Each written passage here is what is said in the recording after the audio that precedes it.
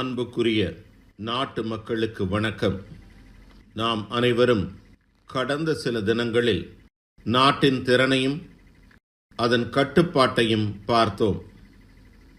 நான் முதலில் பாரதத்தின் வீரம் மிகுந்த படைகளுக்கும் ஆயுதம் தாங்கிய சேனைகளுக்கும் நமது உளவுத்துறையினருக்கும் நம் விஞ்ஞானிகளுக்கும் நாட்டின் ஒவ்வொரு குடிமகனின் தரப்பிலிருந்தும் வணக்கம் செலுத்த விரும்புகிறேன்.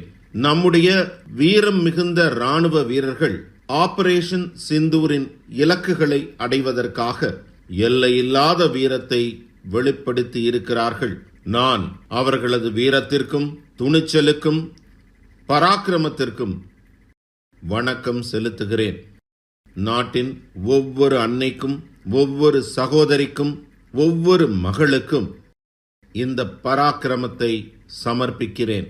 நண்பர்களே, ஏப்ரல் 22 பஹல்காமில் தீவிரவாதிகள் காட்டிய அந்த காட்டு மிராண்டித்தனம் நம் நாட்டையும் உலகையும் அதிர்ச்சியடைய செய்தது. விடுமுறை காலத்தை கழிக்க வந்த குற்றமற்ற அப்பாவி குடிமகன்களை அவர்களது மதம் என்ன என்று கேட்டு அவர்களது குடும்பத்திற்கு முன்னே, அவர்களது குழந்தைகளுக்கு முன்னே இரக்கமில்லாமல் கொன்றனர். இது தீவிரவாதத்தின் மிகவும் வெறுக்கத்தக்க முகமாகும். இது கொடூரம் மிகுந்தது. இந்தியாவின் ஒற்றுமையை உடைப்பதற்கு முயற்சி மேற்கொள்ளப்பட்டது. எனக்கு தனிப்பட்ட முறையில் மிகுந்த வலியை தந்தது. இந்த தீவிரவாத தாக்குதலுக்கு பிறகு முழு நாடும், ஒவ்வொரு குடிமகனும், ஒவ்வொரு சமூகமும், ஒவ்வொரு வர்க்கமும், ஒவ்வொரு அரசியல் கட்சியும் ஒரே குரலில் தீவிரவாதத்திற்கு எதிராக கடுமையான பதில் நடவடிக்கையை எடுக்க அறிவுறுத்தின. நாங்கள் தீவிரவாதிகளை மண்ணோடு மண்ணாக்க இந்திய படைகளுக்கு முழு அனுமதி கொடுத்தோம். இன்று ஒவ்வொரு தீவிரவாதியும் தீவிரவாதத்தினால் ஏற்படும் தொல்லையை புரிந்து கொண்டிருக்கிறார்கள். அதாவது, நமது சகோதரிகள், மகள்கள் நெற்றியில் உள்ள குங்குமத்தை அழிப்பதற்கான அந்த செயலின் பிரதிபலன் என்னவாக இருக்கும் என்று அவர்கள் புரிந்து கொண்டிருப்பார்கள். நண்பர்களே, ஆபரேஷன் சிந்தூர் ஒரு பெயர் மட்டுமல்ல, இந்த நாட்டின் கோடான கோடி மக்களின் எண்ணங்களின் ஒரு பிரதிபலிப்பு. ஆபரேஷன் சிந்தூர் நியாயத்தை நிலைநாட்டுவதற்கான ஒரு உறுதிமொழி. மே 6 இரவு, மே 7 காலை இந்த முழு உலகமும் அந்த உறுதியின் முடிவு என்ன என்பதை கண்டார்கள். இந்தியாவின் இராணுவம் பாகிஸ்தானின் தீவிரவாத முகாம்களின் மீது, அவர்களுடைய பயிற்சி மையங்கள் மீது சரியாக தாக்குதல் நடத்தினார்கள். தீவிரவாதிகள் தங்களுடைய கனவில் கூட பாரதம் இத்தகைய முடிவை எடுக்கும் என்று யோசித்திருக்க மாட்டார்கள்.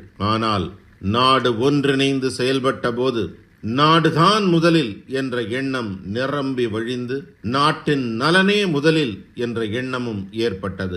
அடிப்படையான முடிவு எடுக்கும் போது அது சரியான முடிவுகளை கொண்டு வந்து தருகிறது. பாகிஸ்தானின் தீவிரவாத முகாம்கள் மீது பாரதம் ஏவுகணைகள் மூலம் தாக்குதல் நடத்திய போது, பாரதம் ட்ரோன்கள் மூலமாக தாக்குதல் நடத்திய போது, தீவிரவாத குழுக்களின் கட்டிடங்கள் மட்டுமல்ல, அவற்றின் நம்பிக்கையும் தவிடு பொடியானது. பகவல்பூர் மற்றும் முரிதுகே போன்ற தீவிரவாதிகளின் வாழ்விடங்கள் உலக தீவிரவாதிகளின் பல்கலைக்கழகமாக விளங்கியது.